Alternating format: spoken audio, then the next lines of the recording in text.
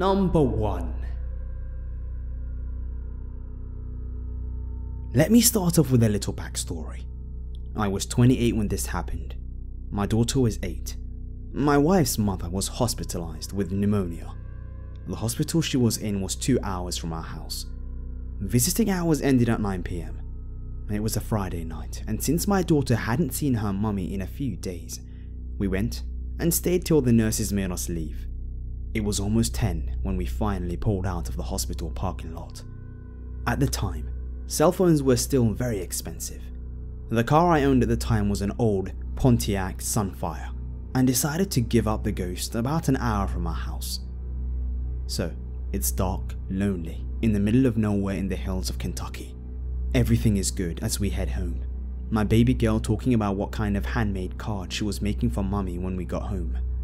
The radio was off, and like I said, all was good. Then it wasn't. The car stalled and refused to start back. I managed to pull to the shoulder of the road and told my baby to lock the door and not unlock it for anyone except me. She nodded and proceeded to hit the button.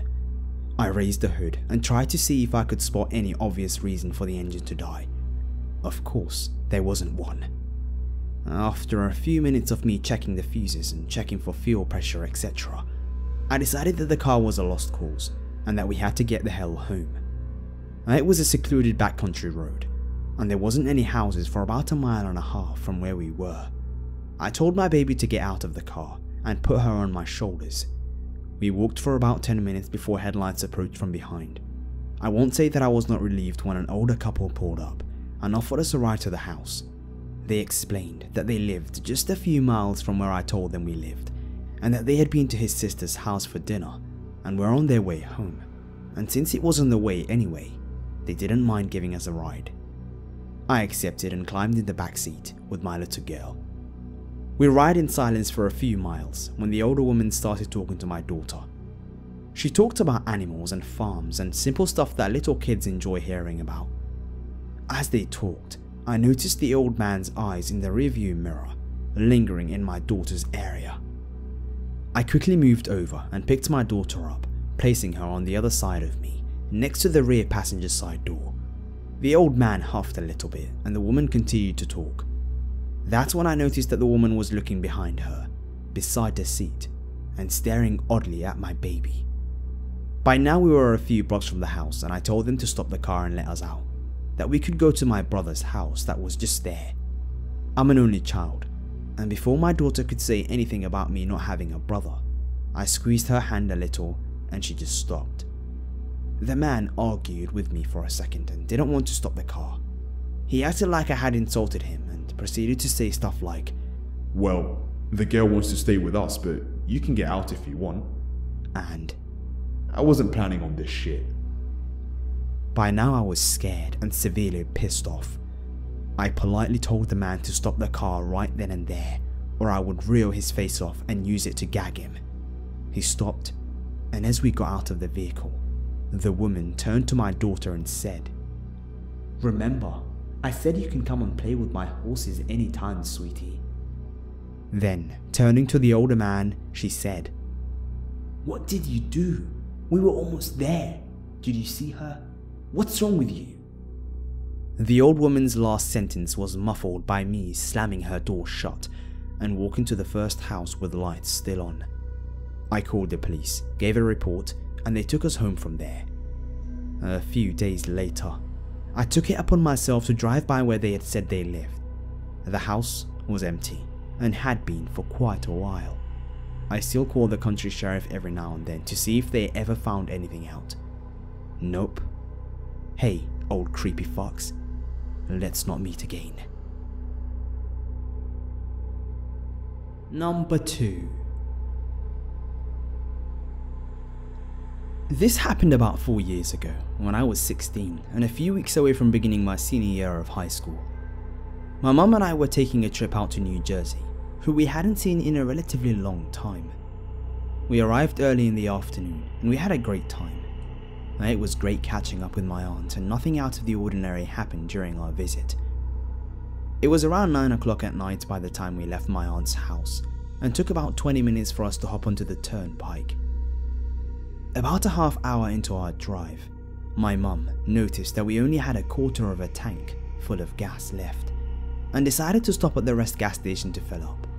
We asked the attendant to fill up our tank with $20 worth of gas, and while he was pumping gas, I asked my mum if I could grab a bottle of water from the store real quick. She said sure and handed me a few dollars. She asked me if I could grab her a pack of gum as well while I was in there, and told me that she'd pull into the parking lot on the left side of the store once the attendant was finished pumping the gas. I walked into the store, grabbed everything, and waited in line to be checked out. The line was a little long, so it took about 5 minutes until I paid for everything and walked out of the store. I turned right and began walking towards the car when I noticed a man standing next to my mum's window talking to her. And all of a sudden I hear my mum yell out, "Get the fuck away from me, you sick bastard." I ran up to the man, got in his face and yelled, "What the fuck do you think you're doing?" The man was probably in his late 30s. He was wearing a Yankees t-shirt and black shorts. He had very dark brown eyes, jet black hair, and a pretty disheveled mustache to top it all off. He was very sickly looking and looked a bit thinner than he should have been for his height, to which he was probably about 5'7" and 130 pounds. He began freaking out, apologizing profusely and saying that it was all a misunderstanding and that he deserved a second chance. I screamed, "Get the fuck out of here before I smash your face against the concrete." The man ran off and got into his black car that was parked on the side of the lot and drove off. I got into the car and asked my mum what had happened while I was in the store. She said the man walked up to her and asked for directions to Jersey City. She answered his question to the best of her abilities, to which she thanked her and smiled and said, "You're very beautiful, you know that?" My mum has had creeps try to hit on her before, and she had a feeling that this guy was a creep right from the get-go, so she thanked him for the compliment and showed him the wedding ring on her finger and said that she was already taken, hoping that it would deter him as it usually worked in the past. He started rambling on about how she's in an abusive marriage and he can tell by the look on her face, and that if she gave him the chance, he could treat her right. He also said disgusting things about what he wanted to do to her if they had sex. My mum screamed at him to get away from her, and then cue me walking out of the store and scaring him off. We drove out of the gas station and eventually put what had happened in the back of our minds. About a half an hour into our drive, I looked into the side mirror and noticed a car following behind us. The highway was pretty well lit, so I recognized that it was the car that belonged to the man that we had encountered earlier. I tell my mum about it, and she says that she noticed the car following us for about 30 minutes. She said that she was going to get off at the next stop to try and lose him. We got off at the next stop and quickly began making numerous turns down the side blocks and also sped down them to try and lose the creep following us. He followed without fault for about 5 minutes until my mum passed an intersection and the man sped up to try and keep up with us, but was forced to slam on his brakes when the light turned red and cars had already began passing by. My mum used the opportunity to speed up and turn down another block. She pulled into a McDonald's parking lot and made sure to park right behind the building. She turned the car off and we waited for about 10 minutes just to be sure that we had lost the creep. I was pretty anxious at this point and I knew that my mother was too, but she managed to stay pretty well composed despite our current situation. We assumed that we had lost him and my mum turned the car back on and we drove towards the block that would let us back onto the highway. We turned onto the road and it was pretty well lit, but it was also relatively empty, save for us and the occasional vehicle passing by. Not even a minute later, we see a car speeding up towards us in the distance until we see that it's the same creep from before. My mum and I are flipping shit at this point and we just wanted the fucking crazy man to just go away. Our luck must have spiked at that point because all of a sudden we see red and blue lights flashing in the distance and a police siren that was getting louder by the second.